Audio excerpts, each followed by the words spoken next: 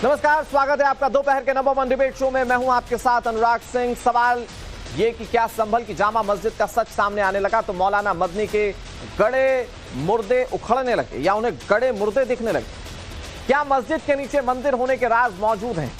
शायद तभी मौलाना सर्वे पर सवाल उठा रहे। दरअसल जिला अदालत ने संभल की जामा मस्जिद के सर्वे के आदेश दिए थे। कोर्ट के आदेश के बाद सर्वे किया भी गया।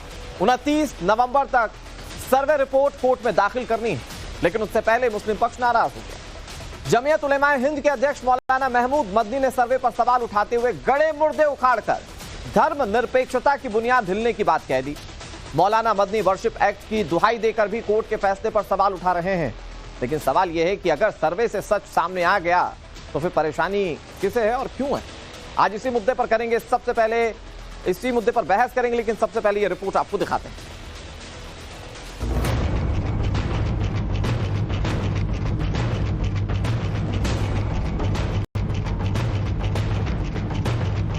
यूपी के संभल में स्थित जामा मस्जिद के सर्वे के आदेश के बाद पूरे मस्जिद परिसर में एक तरफ सुरक्षा टाइट है, दूसरी तरफ सर्वे की कार्रवाई होते ही इस पर विवाद शुरू हो गया।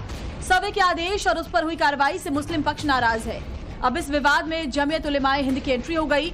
जमीयत उलेमाए हिंद के अध्यक्ष मौलाना महमूद सर्वे कराने पर भड़क गए। मौलाना मदनी ने जमीयत की ओर से एक लेटर लिखकर इसका विरोध जारी किया है, जिसमें महमूद मदनी ने लिखा, इतिहास के झूठ और सच को मिलाकर सांप्रदायिक तत्व देश की शांति और व्यवस्था के दुश्मन बने हुए हैं। पुराने गड़े मुर्दे उखाड़ने से देश की धर्मनिरपेक्ष बुनियादें हिल रही हैं। ऐतिहासिक संदर्भों को दोबारा वर्णित करने की कोशिशें राष्ट्रीय अखंडता के लिए किसी भी तरह से ठीक नहीं। गुजरते दिन के साथ कहीं न कहीं मस्जिद का विवाद खड़ा किया जा रहा है और फिर सच्चाई जानने के नाम पर कोर्ट से सर्वेक्षण की परमिशन ली जा रही है। इस सर्वे को मीडिया द्वारा दो समुदायों के बीच दीवार बनाने के लिए इस्तेमाल किया जा रहा है। इतना ही नहीं, मौलाना मदनी ने बाबरी मस्जिद का जिक्र किया और प्लेसेस ऑफ वर्शिप एक्ट की दुहाई के साथ ही कोर्ट के फैसले पर भी सवाल उठाते हुए लिखा, देश ने बाबरी मस्जिद की शहादत सहन की, उसके प्रभावों से आज भी जूझ रहा है। इसी पृष्ठभूमि में प्लेसेस ऑफ वर्शिप एक्ट 1991 लागू किया गया ताकि देश मस्जिद मंदिर विवादों का केंद्र न बनने पाए। सुप्रीम कोर्ट ने भी बाबरी मस्जिद मामले में फैसला सुनाते हुए इस कानून को जरूरी बताया था, लेकिन कोर्ट आज इसे नजरअंदाज कर फैसले दे रहे हैं। हम कोर्ट के फैसले का सम्मान करते हैं, लेकिन कोर्ट को फैसला लेते समय ये जरूर देखना चाहिए कि देश और समाज पर इसके क्या प्रभाव पड़ेंगे। दरअसल हिंदू पक्ष का दावा है कि यहाँ प्राचीन हरिहर मंदिर था। हिंदू पक्ष ने पूरे मस्जिद का सर्वे कराने की मांग की थी, जिस पर फैसला सुनाते हुए जिला अदालत ने सर्वे का आदेश दिया और आदेश के 2 घंटे बाद ही रात में सर्वे भी हो गया। जामा मस्जिद के सर्वे कराने पर समाजवादी पार्टी सांसद जियाउर रहमान बर्क ने भी नाराजगी जताई और दावा किया कि सर्वे में मंदिर होने के सुई के बराबर भी सबूत नहीं मिले। सारा सर्वे A to Z उनको जिस तरह से चाहते थे पूरा सर्वे करा दिया गया है। और ये मैं फिर से कह रहा हूँ, ये अल्लाह का घर है, मस्जिद है, और इसमें मैं चाहूँगा कि सरकारों को ये संज्ञान लेना चाहिए, चाहे प्रदेश की सरकार है या देश की सरकार है। ये देश संविधान से चलेगा, कानून से चलेगा, किसी के मनमर्जी से देश नहीं चलने वाला। जो एक्ट सर्वोच्च न्यायालय ने 1991 में जो आदेश दिया था, उसके तहत किसी भी धार्मिक स्थल के ऊपर कोई आपत्ति छिड़कानी नहीं होनी चाहिए, कोई रिट दायर नहीं करनी चाहिए। इसलिए मैं इसकी मुखालफत में हूँ और हम उम्मीद करते हैं कि उन्होंने जो सर्वे किया है उनको माशा बराबर, सुई के बराबर भी कोई 1 इंच भी चीज जगह ऐसी नहीं मिल सकती जो कि इस पर आपत्ति हो सके। ये मस्जिद थी, मस्जिद है और इंशाअल्लाह ताला मस्जिद रहेगी। अब सवाल है, अगर मुस्लिम पक्ष या सियासतदानों को मस्जिद होने का इतना भरोसा है तो फिर सर्वे से दिक्कत क्यों? सवाल ये भी है, सर्वे से सच सामने आने के डर से मौलाना मदनी गड़े मुर्दे उखाड़ने की बात कर रहे हैं। क्या सच्चाई सामने आने की बात मौलाना को चुभ रही है? सबसे बड़ा सवाल ये कि क्या मुस्लिम पक्ष या मौलानाओं को कोर्ट पर भी भरोसा नहीं तो फिर किस पर है? ब्यूरो रिपोर्ट, टाइम्स नाउ, नव भारत। व्यूअर्स, एक छोटा सा सवाल मैं आपसे पूछता हूं और फिर उसके बाद चर्चा की शुरुआत करेंगे। वो बहुत छोटा सा सवाल ये है कि क्या आप लोग कभी भी सच को पर्दे में रखना चाहेंगे या सच को सामने लाने की कोशिश करेंगे? अगर तो सच को सामने लाने की कोशिश करनी चाहिए और नैतिक तौर पर सब ये कहते हैं कि भैया हमें सच का साथ देना है, झूठ किसी को नहीं पसंद, तो फिर सच को छुपाने की वकालत क्यों की जा रही है? और फिर उसे धर्मनिरपेक्षता, कई सारी टर्मिनोलॉजी से जोड़कर बताया जाता है कि देखिए साहब देश आज कितना खतरे में है, तो ऐसा क्यों, आज समझने की कोशिश करेंगे। कई सारे मेहमान हमारे साथ जुड़ गए, उनका तारुफ आपसे करवा दें। हमारे साथ जाने माने इतिहासकार प्रोफेसर कपिल कुमार जुड़ गए, हमारे साथ सूर्य प्रकाश मैथिल जुड़ गए, ये भी जाने माने राजनीतिक विश्लेषक है, कई डिबेट्स में आप देखते हैं इन्हें। हमारे साथ आचार्य विक्रमादित्य जुड़ गए, हिंदू धर्म गुरु हैं। हमारे साथ दानिश कुरैशी जी जुड़ गए, जो कि AIMIM के जाने माने प्रवक्ता हैं। और हमारे साथ एक और जाना माना चेहरा, इस्लामिक स्कॉलर अतीकुर रहमान जुड़ गए। सभी मेहमानों का बहुत बहुत स्वागत है। अतीकुर रहमान जी, बहुत मासूम से सवाल के साथ में चर्चा की शुरुआत करता हूं। उम्मीद है कि आप सच बोलेंगे। तो सच किसको पसंद नहीं है सर? गड़ा हुआ सच जो पूरा देश जानना चाहता है, आपके देश की एक बड़ी आबादी जिस सच को जानना चाहती है, उस सच को छुपाकर कुछ लोग क्यों रखना चाहते हैं? वो सच सामने आएगा तो दिक्कत क्या है?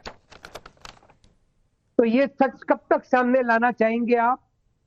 कब तक के बारी बारी हर महीने, 2 महीने, हफ्ता, 2 हफ्ता, साल, 6 आचार्य जी, आ रहा हूं महीने? आपके पास। जी जी। कब तक के इस चीज को ढूंढा जाएगा कि भाई यहां पर कुछ चीज छुपी हुई है और इसको उजागर करना है? इन सब चीजों को खत्म करने के लिए पार्लियामेंट ऑफ इंडिया ने 1991 प्लेसेस ऑफ वर्शिप एक्ट पास किया। मुद्दा क्या था कि भाई बाबरी मस्जिद, राम जन्मभूमि को छोड़कर इसके बाद में कोई भी हिंदू मुस्लिम सौहार्द बिगाड़ने जैसी कोई बात सामने ना है। अच्छा अतीकुर रहमान जी, हम लोग इस पर कई बृहद चर्चा कर चुके हैं। देखिए, आज फैक्चुअल बात करते हैं। हिंदू पक्ष से भी कई बार हम लोगों ने सवाल पूछा। हिंदू पक्ष कहता है कि तब हमारी सरकारें नहीं थी। वो कहता है कि तब सरकार ने जो नियम बना दिए या जो कानून बना दिया, आज हम उससे इत्तेफाक नहीं रखते हैं।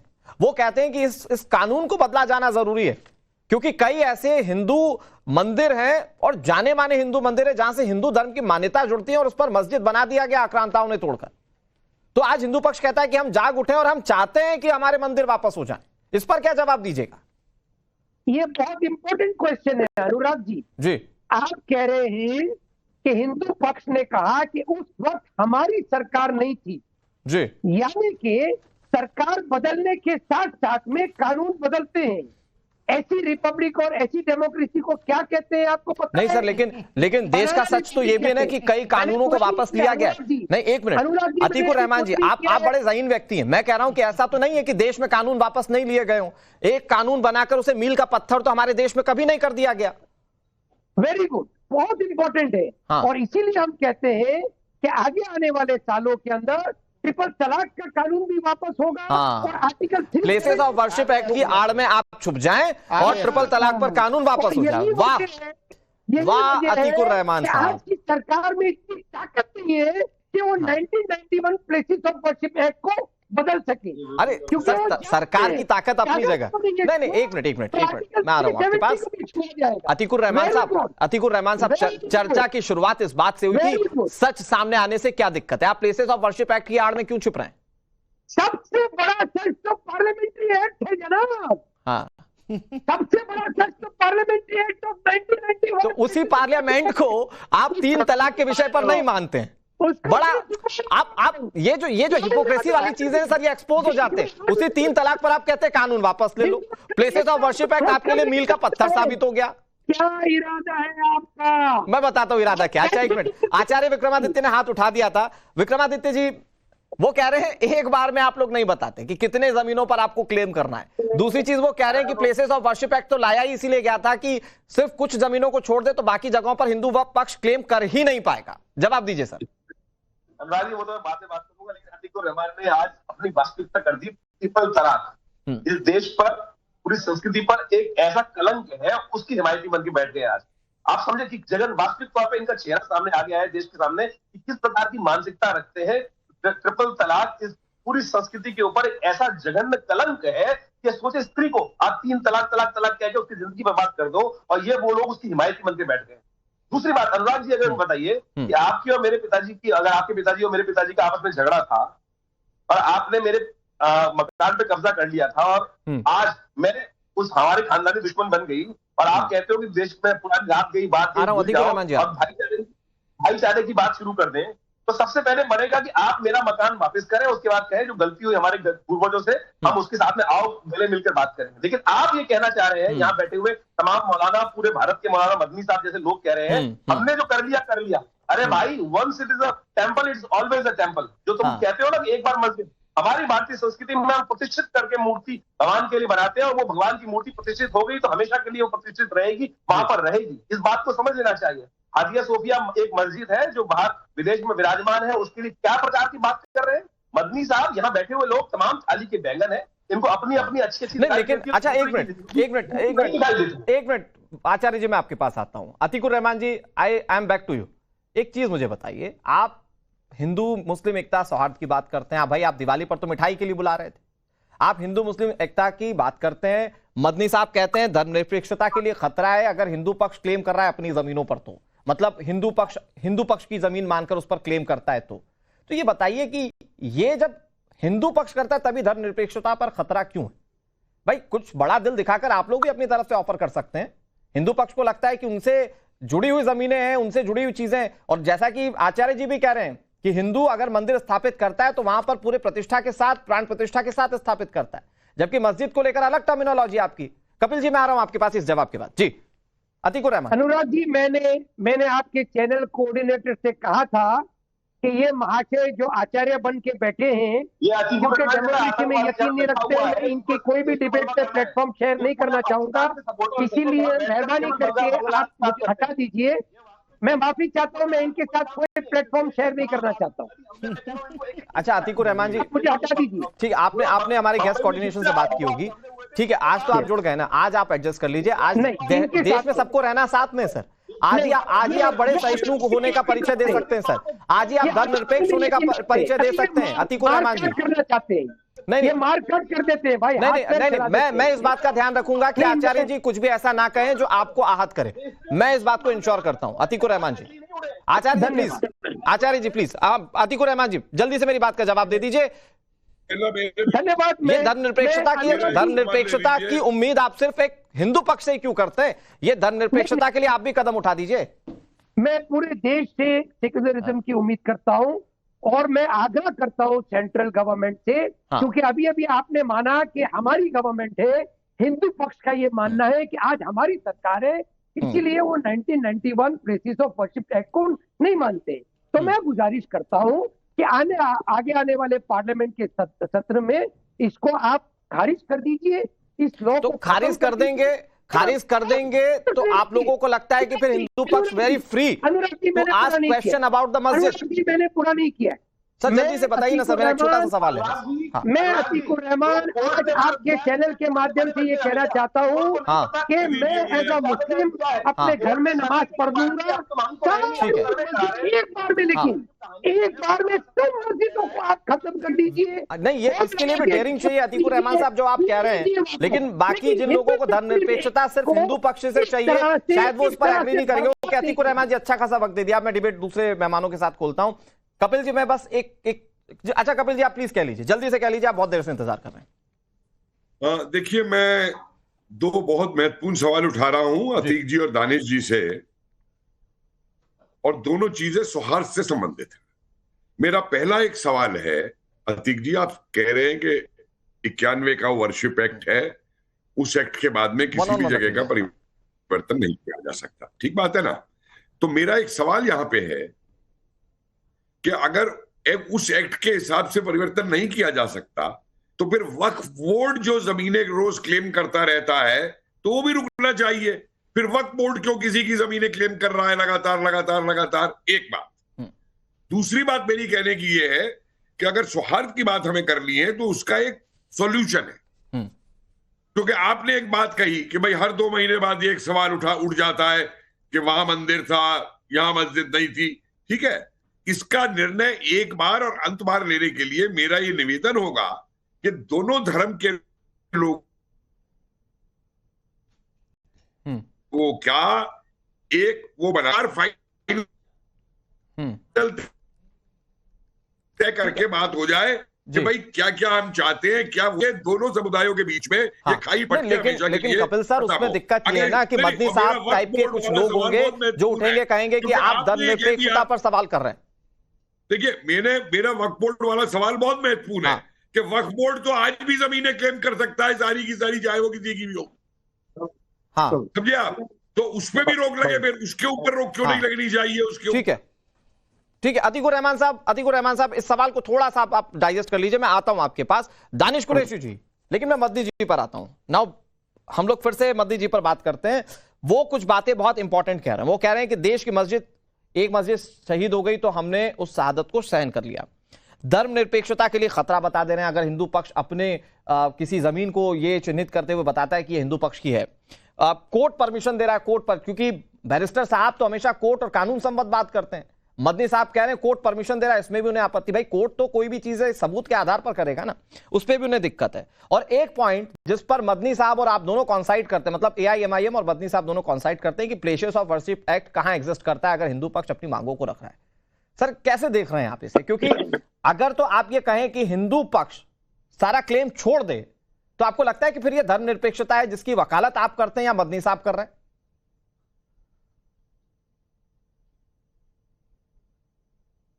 दानिश कुरैशी,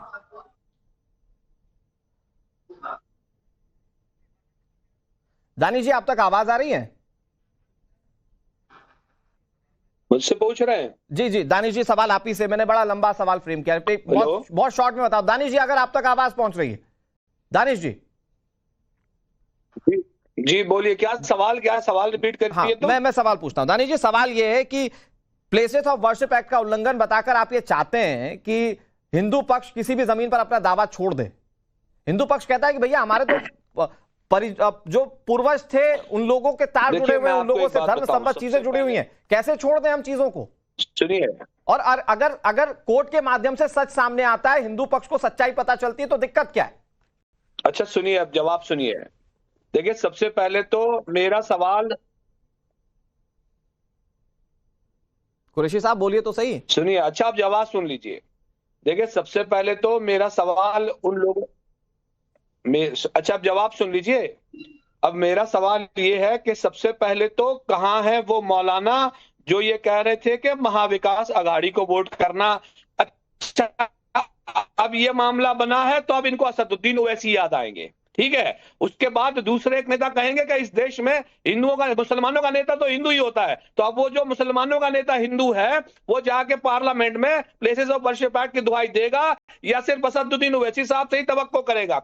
तीसरे नंबर की बात कि मदनी साहब जो हैं वो हमेशा मुखालिफत करते हैं कि मैं जो है असदुद्दीन ओवैसी साहब को नेता ही नहीं मानता। तो अब मैं ये कह रहा हूं कि आप आइए मैदान में, किस तरीके से मैदान में आते हैं, आपको आना तो पड़ेगा, क्योंकि मामला जो है ये पूरा ये कानून के दायरे का है। और जब कानून का मामला अदालतें जो है इस तरह के फैसले सुनाएंगी, सुनिए, इस तरह के फैसले सुनाएंगी तो फिर बचता है जमहूरी तौर पर एहतजाज। एहतजाज कब करना शुरू करेंगे, इनसे ये सवाल पूछ लीजिए। तीसरे और आखिरी नंबर का सवाल मेरा ये है, मैं इनसे ये पूछना चाहता हूं कि जो लोग ये कह रहे हैं कि वक्फ के अंदर में अगर प्लेसेस ऑफ वर्शिप एक्ट की बात की जाती है तो वक्फ की तरफ से बोर्ड के नाम पे मंदिर या दूसरी जगह क्यों क्लेम की जाती है? देखिए कपिल साहब, मैं आपको बताऊं, आप बुजुर्ग हैं, हम आपका सम्मान करते हैं। The places of worship act अगर आप देखेंगे तो उसमें 1947 के पहले की जो स्थितियां हैं उस पर बात कही गई है, उसके बाद की बात नहीं कही गई है। अच्छा। दूसरे नंबर की और आखिरी बात मैं इनसे ये पूछ रहा हूं, दानिश भाई सुनिए मेरी बात। मैं कह रहा हूं कि आप ये कहना चाह रहे हैं कि प्लेसेस ऑफ वर्शिप एक्ट को ही आधार बनाकर, प्लेसेस ऑफ वर्शिप एक्ट को ही आधार बनाकर हिंदू पक्ष जो है वो आंखें मूंद ले और ये एक्सेप्ट कर ले कि अगर हमारी जमीन थी भी तो हम उस कानून के चक्कर में अब अपना क्लेम ना करें। सुनिए, हाँ मैं आ रहा हूं कपिल जी, इसके बाद सुनिए क्यों आंखें, सुनिए क्यों आंखें मूंद ले, मत मूंदिए। आप जो है 1947 की पहले की स्थिति बना लीजिए, फिर एक तरफ वो हैं और एक तरफ मदनी साहब हैं, फिर बाकी के सारे लोग हैं, तो यही रहेगा ना, देश में कानून व्यवस्था तो बनेगी नहीं। अरे मेरे पूर्वजों ने आपके पूर्वजों को मारा है, तो मैं भी ये डबल स्टैंडर्ड है दानिश भाई। सुनिए, एक तरफ तो कोर्ट जाकर हिंदू पक्ष लड़ाई लड़ रहा है और कोर्ट से ही उसको सर्वे का आदेश मिलता है, और उसी सर्वे पर और उसी कोर्ट के आदेश पर आप लोग सवाल उठा देते हैं, और फिर उसके बाद जब चीजें कानूनी तौर पर हिंदू पक्ष के पक्ष में जाती हुई दिखती हैं तो आप लोग कहते हैं कि प्लेसेस ऑफ वर्शिप एक्ट मानिए। ये बताइए, सुनिए अनुराग, सुनिए, बाबरी मस्जिद के फैसले के जजमेंट की कॉपी है आपके पास, सिग्नेचर वाली, मुझे दीजिए ना, मुझे मिल नहीं पा रही है, मैं व्हाट्सएप कोशिश कर रहा हूं, नहीं मिल पा रही है। कपिल साहब से पूछ लीजिए, है साइन कर दीजिए मुझे, बिल्कुल, मुझे साइन वाली कॉपी नहीं मिल पा रही है। दानिश जी मैं एक सवाल कहना चाहता हूं, भेजिएगा आप। देखिए दानिश, कपिल कुमार कुछ कह रहे हैं जी। कपिल जी। दानिश जी, ऐसा है, देखिए मेरा एक, देखिए मैंने पहली बात ये कही कि मैं सौहार्द चाहता, समझे, उसी सौहार्द बोर्ड की कह रहे हैं, तो वो तो उसको भी फिर 47 से पीछे का ले जाइए कि जो 47 से पीछे तक की स्थिति है उस पर रखिए, उसको आप आज की स्थिति पे क्यों ले आते हैं। ठीक है कपिल जी, आपका नेटवर्क थोड़ा सा ठीक नहीं है। कपिल जी मैं वापस आ रहा हूं आपके पास। दानिश भाई 1 मिनट। सूर्य प्रकाश मैथिल जी बहुत अच्छी तैयारी के साथ आए और डिबेट की शुरुआत में उन्होंने कह दिया कि बहुत अच्छी तैयारी के साथ आए। जरा तैयारी बताइए सूर्य कुमार मैथिल जी। वो ये कह रहे हैं कि places of worship act exactly लागू है देश में, तो हिंदू पक्ष क्लेम ना करे अगर उनको लगता है कि उनकी जमीन है। कानून को माने, कानून ज्यादा जरूरी है। धन्यवाद अनुराग भाई। पहले तो आपको और पूरे देश को भारत माता की जय, वंदे मातरम। और देखिए, ये जो प्लेसेस ऑफ वर्शिप एक्ट की बार बार ये दुहाई देते हैं, उस समय में जिस प्रकार की सरकारें काम कर रही थी, उन्होंने देश के बहुसंख्यकों की भावनाओं को दरकिनार करते हुए एक अपने वोट बैंक को तुष्टीकृत करने के लिए इस प्रकार के एक्ट को लेके आए। उसके बाद कम्युनल बिल भी आ रहा था। कम्युनल बिल में तो यह था कि कहीं भी दंगा होगा तो भैया कल्पिट जो है वो बहुसंख्यक होगा, मेजोरिटी होगी, मतलब दंगा ये करेंगे दानिश कुरैशी और ये दूसरे मौलाना साहब, और पकड़ा जाएगा सूर्या मैथिल। तो ये पिछली सरकारों की कार्य पद्धति रही। अब एक बात और, अभी बहुत ज्यादा चिल्ला रहे थे, बहुत परेशान हो रहे थे जो मौलाना साहब है कि आखिर कितने मंदिरों को आप मांग रहे हो। तो मैं आपको बता देता हूं, देखो भैया, हमारे यहां पर गरुड़ पुराण वो आज का नहीं है, वो अनादिकाल से चलता चला आ रहा है। उसके अंदर हमारे दशावतार का जो है वर्णन है। उसमें मत्स्य, कूर्म, वराह, नरसिंह, वामन, परशुराम, राम, कृष्ण, बुद्ध और अब कलिक अवतार। वो कलिक अवतार जो कि अब कलयुग में होगा। तो कलिक अवतार की उत्पत्ति जो है वो यही संबल से बताई गई है हमारे पुराणों में, आदिकाल से अब तक। तो हमारे लिए ये जो स्थान है, ये स्थान अत्यंत आवश्यक है। और मैं आपसे निवेदन करता हूं तिलकुर रहमान, जिस प्रकार की आपने भी बात की, बिल्कुल सही बात की। 40,000 से ज्यादा मंदिर मुगलों ने, आक्रांताओं ने आए भारत में बाहर से और तोड़े, और तोड़ने के बाद अपनी मस्जिदें उन पर तामीर की। तो आप लोग खुद भारत के संविधान को मानने वाले लोग हैं, देश के बहुसंख्यकों की भावनाओं का आप सम्मान कीजिए। और उसके बाद ये जितनी भी मस्जिदें आपने बना रखी है मंदिरों के ऊपर, उन्हें छोड़ दीजिए। जैसे ज्ञानवापी है, ज्ञानवापी के अंदर दीवारें बताती है ना चीख चीख के कि वहां पर मंदिर था, मंदिर है और मंदिर रहेगा। इसी प्रकार संभल की ये जामा मस्जिद है। ठीक है, ओके। लेकिन अतीकुर रहमान साहब, देखिए सूर्य कुमार मैथिल ने जो भी बात कही, मैं थोड़े फैक्ट्स रखना चाहता हूं अपने दर्शकों के लिए, आपके लिए और बाकी सभी लोगों के लिए भी। देखिए साहब, आप कह रहे हैं कि जो एक मस्जिद हमने शहीद कर दी, एक मस्जिद जो शहीद हुई, इसको हमने सह लिया, ये आप कह रहे हैं। लेकिन आप बहुसंख्यक वर्ग के दर्द को समझिए कि उनके कितने मंदिर शहीद किए गए। एक आंकड़ा में रखता हूं आपको और तथ्यों के साथ आपको रखूंगा। जरा अतीकुर रहमान साहब को स्क्रीन पर लाइएगा। मासीर आलमगीरी जो किताब है, उसके पेज नंबर 249 पर इस बात का जिक्र है कि बीजापुर का मंदिर औरंगजेब ने ध्वस्त करवाया था। अहमदाबाद के सरसपुर का गणेश मंदिर औरंगजेब ने ध्वस्त करवाया था। जयपुर में जो मलरीना मंदिर था उसे तोड़ दिया गया। त्र्यंबकेश्वर मंदिर तोड़ दिया गया। ये सर किताबों के रेफरेंसेस मैं आपको बता दूंगा अतीकुर रहमान साहब, पेज नंबर के साथ में आपको बता दूंगा। सोमनाथ मंदिर तोड़ दिया गया, काशी का मंदिर तोड़ दिया गया, मथुरा में श्री कृष्ण जन्मभूमि क्षत विक्षत कर दिया गया। सिर्फ इसलिए औरंगजेब ने यह किया था ताकि वो अपने धर्म की स्थापना कर सके। आप कहते हैं कि पूरी तरह से एक मस्जिद शहीद हो गई तो हम अगली शहादत नहीं झेलेंगे। हिंदुओं ने तो कितने दर्द और जख्म झेले हैं यहां पर इस देश में। इसमें भोजशाला भी आप डाल लीजिए। होगा, प्लीज जवाब लीजिए। 40,000 मंदिर है। हाँ अतीकुर रहमान जी, मतलब आप एक मस्जिद के लिए कहते हैं। मैं धर्मस्थल की बात नहीं करता, मैं कह रहा हूं कि यही सेम तरह का दर्द एक मुगल आक्रांता ने कितने हिंदुओं को दिया है सर। आपको उनका दर्द नहीं दिखता। आपको लगता है कि जो पुरानी इतिहास की भूल है उसको सबको भूल जाए हिंदू पक्ष, कानूनी लड़ाई ना लड़े। देखिए अनुराग जी, पहले तो ये सूर्य प्रकाश जी को कहिए कि मैं मौलाना नहीं हूं, मामूली रिसर्चर हूं इस्लामिक स्टडीज के ऊपर। और जिस किताब मासिर आलमगीर आप का कोई वैज्ञानिक नहीं है, आप मौलाना ही हैं। यदि आप इस्लामिक स्टडीज के ऊपर रिसर्चर हैं तो आप मौलाना ही हैं। सूर्य प्रकाश मैथिल जी, किसी और कुछ नहीं। आप एक मिनट सूर्य प्रकाश मैथिल जी, ये गलत आदत है सूर्य प्रकाश मैथिल जी। कोई अपनी पहचान खुद बताएगा ना, आप थोड़ी बताएंगे। ये छुई मुई का पौधा बनके यहां आ जाते हैं। नहीं, अनुराग भाई, नहीं, गलत बात है। मतलब पहचान बताएंगे नहीं। अगर कोई आप लोगों ने गलत काम किया है, उसको कोर्ट ने ठीक कर दिया, तो ये चर्चा में भी भागेंगे, क्योंकि तथ्य नहीं है। मैंने इतना पुराना रेफरेंस आप दिया, आपने इतने सारे रेफरेंस दिए, इनके पास कुछ बोलने के लिए नहीं था, इसलिए भाग गए। ये कभी इस पे आरोप लगाएंगे, कभी उस पे आरोप लगाएंगे। अरे भैया, अगर इतनी परेशानी है तो हिंदुस्तान में रहते ही क्यों? ठीक है मैथिल जाओ ना, भाग जाओ यहाँ से बाहर। एक मिनट, देश सबका है, और जो हमारे देश में जिसको नहीं इच्छा है रहे ना, जाओ, टिकट कटाओ ना इराक ईरान का। मैथिल साहब, आवाज मेरी भी बुलंद हो सकती है। मैथिल साहब, आवाज मेरी भी बुलंद हो सकती है। पहली बात तो ये, शांति से मेरी बात सुनिए। कोई भी अपनी पहचान बताने के लिए खुद सक्षम है, तो आप नहीं बताएंगे कि वो मौलाना है। बताएगा तो हम करेक्ट करने के लिए भी सक्षम है। मैथिल साहब, नहीं, उन्होंने कहा इस्लामिक स्कॉलर, तो क्या योगदान है? मैथिल साहब, भैया, कुरान मैथिल साहब रिसर्च कर रहे हो ना? मैथिल साहब, ये अब ज्यादा हो रहा है। प्लीज आपने प्लीज शांति से सुना करिए दूसरे मेहमानों को। मैं क्लियर कह रहा हूं कि आप दूसरे मेहमानों को उनकी पहचान नहीं बताएंगे। वो मेरे सम्मानित मेहमान है, मैं डील करूंगा उनसे। आप सवाल तथ्यों के आधार पर पूछ सकते हैं। कोशिश करेंगे फिर से अतीकुर रहमान जुड़े। मैं दानिश भाई आपके पास आता हूं। अगर तो ये कहते हैं कि हम एक मस्जिद की शहादत झेल चुके हैं, हम अगली नहीं झेलेंगे, तो हिंदू पक्ष ने तो कई मंदिरों की शहादत झेल ली है साहब। उसका हिसाब किताब होगा कि नहीं होगा कभी?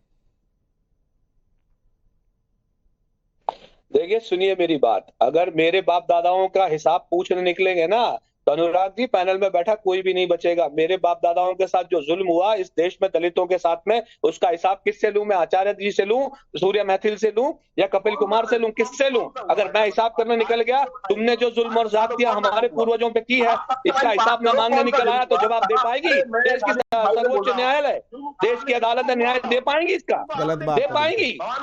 अनुराग भाई, बिल्कुल गलत बात है। जवाब दीजिए, दे पाएंगी जवाब? नहीं, एक मिनट, आपके पूर्वजों के साथ जो हुआ, आप उस ज्यादती का बदला इस जाति से लेना चाह रहे हैं क्या? कौन से पूर्वज?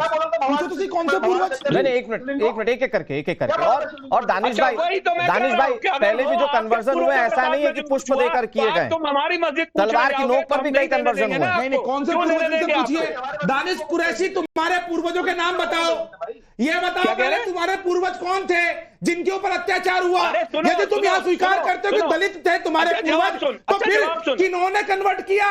मुगलों ने कन्वर्ट किया ना, गर्दन पे तलवारें रख के। अरे तलवारों की धार पे तो कन्वर्जन हुआ तुम्हारा। तो इसमें हिंदू समाज का क्या दोष है? तलवारों की धार पे तुम लोगों ने कन्वर्जन किया यहाँ पर, और यहाँ बैठ के ज्ञान दे रहे हो। नहीं, एक मिनट, कमाल हो गया।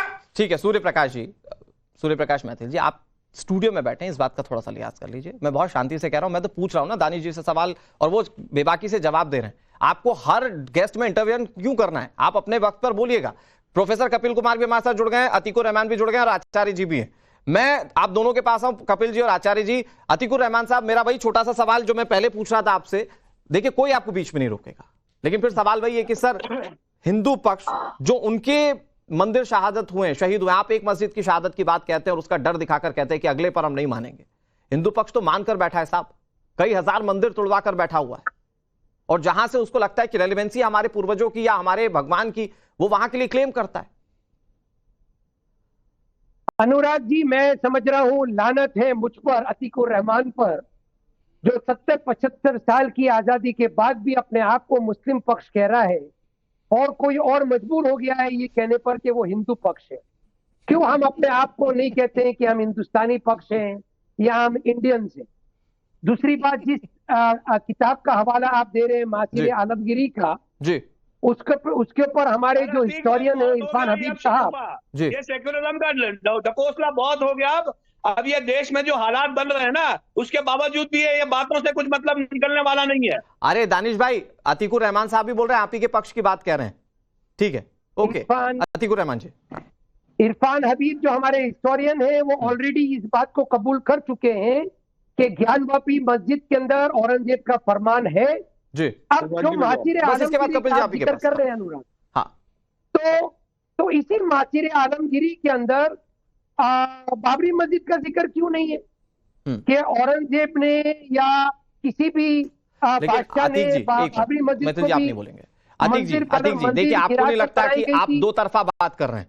एक तरफ आप कह रहे हैं कि प्लेसेस ऑफ वर्शिप एक्ट में जो शामिल है सिर्फ उनकी बात की जाए, तो प्लेसेस ऑफ वर्शिप एक्ट में अयोध्या कहां शामिल था सर? तो वो तो अलग से ही एक्सेप्शन केस था जिस पर सुनवाई हुई और उस पर एएसआई की खुदाई हुई, जो मिला उसके बाद कोर्ट ने फैसला सुना दिया। दूसरा ये कि बाकी जो जगह जिसको आप प्लेसेस ऑफ वर्शिप एक्ट के अंदर मानते हैं, हिंदू पक्ष कह रहा है कि इससे हमारी रेलेवेंसी है धर्म की और हमारी क्लेम करना मजबूरी है। मैं वही तो बात आपसे समझना तो चाह रहा हूं। अगर आप मासिर आलमगीरी में है इस चीज का जिक्र, आपके अपने राइटर इस बात को मान रहे हैं, तो आप लोग सौहार्द और वो फिर जो धर्म निरपेक्षता की बात कहते हैं वो क्यों नहीं दिखा देते आप? भाई आप या तो हिस्ट्री को मान लीजिए, हाँ, या पार्लियामेंट को मान लीजिए। आप क्या मानना इसका मिक्सअप तो आप कर रहे हैं। देखिए, पार्लियामेंट में कानून बना है तो ऐसा तो नहीं कि देश में नहीं बदलाव कानून। एक मिनट, वक्त बहुत लिमिटेड है। कपिल कुमार जी, मैं तो फैक्ट्स और डेटास के हिसाब से बात कर रहा हूं कि आपको अगर आपकी एक मस्जिद शहीद दिखती है तो यहां तो हिंदुओं ने कई सारे मंदिरों को अपनी आंखों के सामने खोते हुए देखा होगा, हमारे पूर्वजों ने। देखिए अनुराग जी, मैं दानिश जी से एक बात कहना चाहता हूं। दानिश जी, इतिहास को टोटलिटी में देखा जाना चाहिए। जब आपने कहा कि दलितों पे अत्याचार हुए, तो मुझे एक बात का जवाब दीजिए कि हिंदू धर्म पे कहा जाता है कि दलितों पे अत्याचार हुए। जो यहाँ पे मुगल काल था उस देश में, उस समय क्या दलित यहाँ से पलायन कर गए थे? क्या मुगल सामंतवादी व्यवस्था के अंदर दलितों पे कोई अत्याचार नहीं हुए थे और फिर वो वापस आ गए तुम्हारा भारत के अंदर अत्याचार सहने के लिए? दूसरी बात, एक मिनट, दूसरी बात, ये मत भूलिए कि 47 के अंदर जब विभाजन हुआ तो जो दलित हिंदू पाकिस्तान से यहाँ आना चाहते थे, रावलपिंडी और लाहौर में उनके चेहरे पे बंदूक रख दी गई थी कि तुम यहां से जाओगे तो हमारी महल कौन उठाएगा। तीसरी बात, हिंदुस्तान में कमोड कौन लाया था? कमोड तुर्क लाए थे। और जिन लोगों ने कन्वर्ट होने से मना कर दिया था उनको ये कहा गया हम तुमसे एक काम करवाएंगे। इसलिए कम से कम दलितों को लेकर के भी पूरे कपिल जी, आपकी बात का जवाब देना चाह रहे हैं दानिश जी जल्दी से 20 सेकंड। अच्छा सुनिए, अब जवाब तो सुन लीजिए। अब सवाल आके यहाँ ये खड़ा है, कपिल साहब आप बहुत बड़े प्रोफेसर, अच्छी बात है, ख्वाजा मोइनुद्दीन चिश्ती को पढ़ लीजिए जाके। अगर ख्वाजा मोइनुद्दीन चिश्ती को पढ़ेंगे ना आप तो आपको पता चलेगा इस देश में दलितों का जो आलम बना के आपने रखा था और जिस तरह से उन्होंने लगाया लोगों को,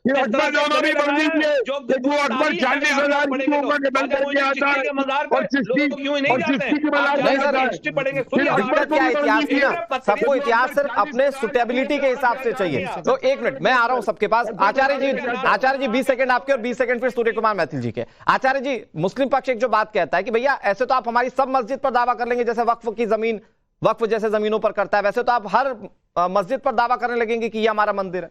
कितनी जगहों को दे दे ऐसे मुस्लिम? कौन हिंदू ऐसे पागल थोड़ी है कि हर जगह कर लेगा। जहां इतिहास है, जहां सत्य है, वही जाके कह रहा है ना। ये कैसे किसके बात पे, हमने कब किस पे मत, इनको दिखाई देता है, इनके एक्ट में लिखा है कि जहां इनको लगता है कि इनके बाप दादाओं की जमीन रही है वहां जाके हाथ करते हैं। हमारे यहाँ तो कोई ऐसे एक्ट नहीं है। हमारे पास तो सत्य कथाएं हैं, जो हमारे पौराणिक मत है, जो हमारे ऐतिहासिक मत है, उन्हीं पर जाकर बात होती है। हमने एक जगह कोई ऐसा अलग प्रयास किया हो मैं बता दीजिए, लेकिन अलग वो प्रयास तो सामने ही, सामने वाले कपिल साहब का जवाब दो।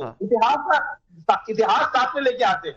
ठीक है, ओके। सूर्य कुमार मैथिल जी प्लीज अपने रिसर्च के साथ। मैं तो सिर्फ मौलाना अतीकुर रहमान को करेक्ट करना चाहता हूं। इन्होंने कहा ना कि मसीर आलमगीरी के अंदर बाबरी मस्जिद का क्यों नहीं है वर्णन। तो भैया बाबरी मस्जिद जो है ना वो तामीर किसने कराई थी? बाबर ने करवाई थी। और मसीले आलमगीरी किसकी है? औरंगजेब की है। तो कृपया करके आप अपने आप को स्कॉलर कहते हैं तो पहले तो यह तय कर लीजिए आप स्कॉलर हैं भी कि नहीं है। अपनी जानकारी को अपडेट कीजिए। आप एक राष्ट्रीय चैनल पर बैठकर इस प्रकार की भ्रामक बातें ना करें। और एक और बात, दानिश कुरैशी सुनो, दलितों को अपमानित आप लोगों ने किया, तलवारों की धारों पर आप लोगों ने कन्वर्जन कराया। ठीक है, मुगल काल में जिस प्रकार से भारत के अंदर लगातार नरसंहार हुआ और कन्वर्जन कराया गया। वक्त इतनी इजाजत दे रहा है, लेकिन सच्चाई तो यही है कि हर कोई इतिहास को अपनी सुटेबिलिटी के हिसाब से तय कर लेना चाहता है।